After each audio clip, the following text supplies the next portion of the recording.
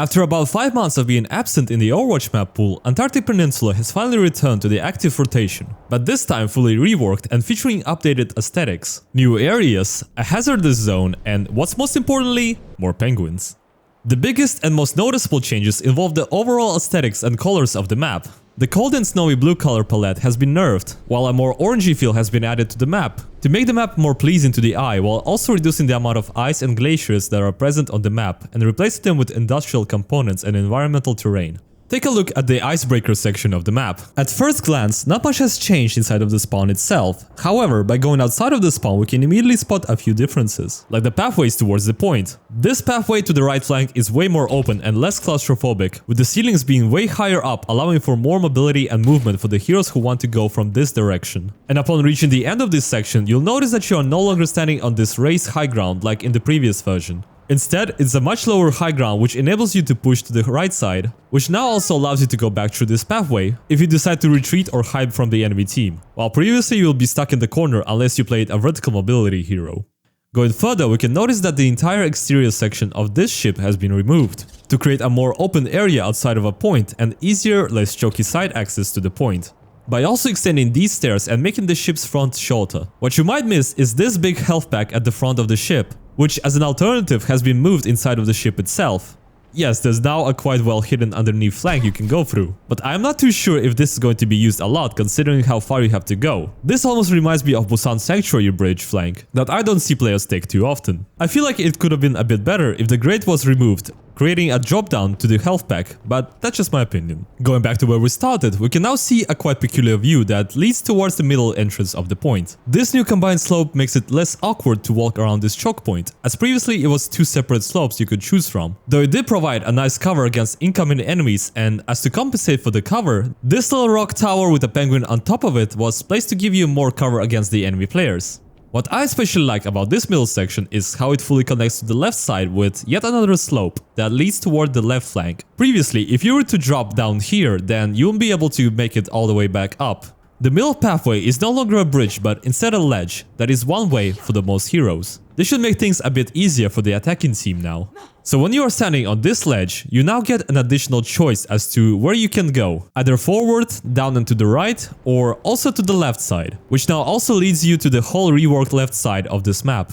This entire left flank has been changed to be more expanded and open, removing the clunky two entrances you could previously take and merging two into one, as well as introducing yet another access to the middle pathway if you're on the hero with the vertical mobility. The underneath corridor has pretty much remained the same. The health pack that was previously just outside of the left flank entrance has been moved inside of the building instead, and the exits, or entrances depending on where you're coming from, have essentially been flipped. Instead of these sides being inaccessible access points to the left flank, they have now become fully accessible and expanded upon, while this middle pathway is now above the ground, which can still be accessed by heroes with no mobility, but it takes a bit of skill to jump onto it. The wall that was previously around this area has also been removed, which now enables a new sideline towards the point for the long-range heroes. And to balance out the sideline, a health pack has been changed from Mega to Mini. At least that's what I assume. There are also a few minor changes to the control point itself, with some props having been removed to allow better movement around this point. The flagpole is now moved forward towards the front of the ship, and this anchor mechanism prop thingy has also been added as a nice cover and a place where you can hold from. And apart from that, we can also notice some other changes to the ship, like this part of the ship being a bit more bulkier, and there are now significantly more penguins around the map. You can also spot these penguins jumping off the cliff, which only happens before the gates open. This part of a map used to be called the Labs. However, with the rework, it is now known as the Drilling Rig, which, as the name suggests, features quite a few drilling related map aesthetics and props all around the map, like this drill inside of the spawn that you can shoot, which activates it, or this whole building around the point having a giant drill just rotating around, I guess. The outside spawn area of this section of a map has remained more or less the same, apart from obvious aesthetic changes. However, one change that you might see is the addition of a plank to these containers, which also have been changed slightly. A mega health pack that was previously present in this choke point has instead been moved closer to the spawn area, just outside of the choke point, which should make it easier to pass through this choke point for the attacking team and make things harder for the defenders. Going through this choke point, you can immediately spot a new access point to the right flank's building high ground. which previously used to be just a window. And a new window has been added to this building, overall giving this entire right building 3 exit points, further making it easier to breach this choke point. But the biggest change to this area is a full removal of the connector between the main and right buildings. This change allows mobile and vertical heroes to have a much more pleasant gameplay experience going through this choke point. The left pathway from the choke point has also been made bigger, and an additional entrance has been made in a wall to allow a smoother and easier transition from the right to the left side of the map, or vice versa. There are also some minor changes inside and around this entire building, like an addition of a small health pack and removal of the railings, which should make movement from these windows a bit smoother, without the need of destroying them. Going back to the right flank, the corridor now has an additional pathway that goes just behind the control point, giving you more choice as to where you want to go and making it a bit less predictable for the enemies as to where you're going to appear from, making it just slightly safer as well. The entire left side has pretty much gone unchanged, except this area where the rocks have been removed. And the same can be said about the middle point, which pretty much remained the same, except that these walls have been extended to create an additional cover behind the point. This underground area used to be known as Sub-Level, however with the rework it is now instead called Anomaly. From what I assume it is called this way due to the weird happening above the control point. As well as these buildings are being used for anomaly research and climatology. This section of the map has probably received the biggest change for the outside spawn area, as it no longer feels like a massive set of tunnels, choke points and low ceilings. It has been fully transformed into a fully open section of a map that allows you to stand on newly added buildings, which should help against some spawn camp scenarios and even help you push to the point as well, with some new sidelines being available, such as one from this building to the part of a control point. The upper right building with a window has been removed and now features just a staircase that leads you to this empty space, I guess.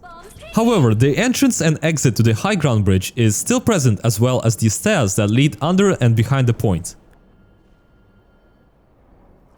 The corridor with the drop down has been removed and instead there is now a cave, which now allows new big plays to happen, such as booping enemies off the platform. The health pack from the previous drop-down area is still present at the edge of a map. It is also much less awkward to stand around this choke point. You are now able to breathe some air while standing here. The walkway is now much wider and the wall barricades have been changed to metal columns instead. The stairs are now a bit less awkward to climb and the shortcut with the box has been removed, which means you have to walk all the way up to access the walkway.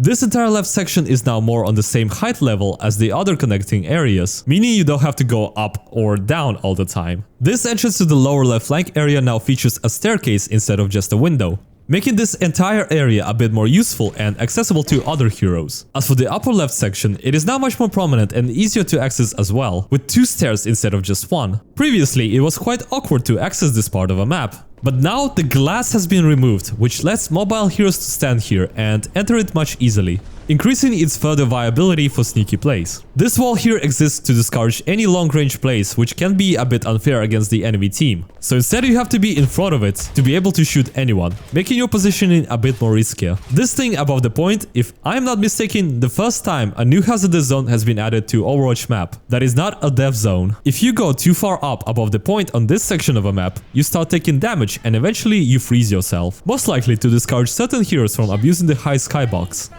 And that was reworked Antarctic Peninsula. Let me know what you think of these changes and if I have missed anything. Thank you for watching.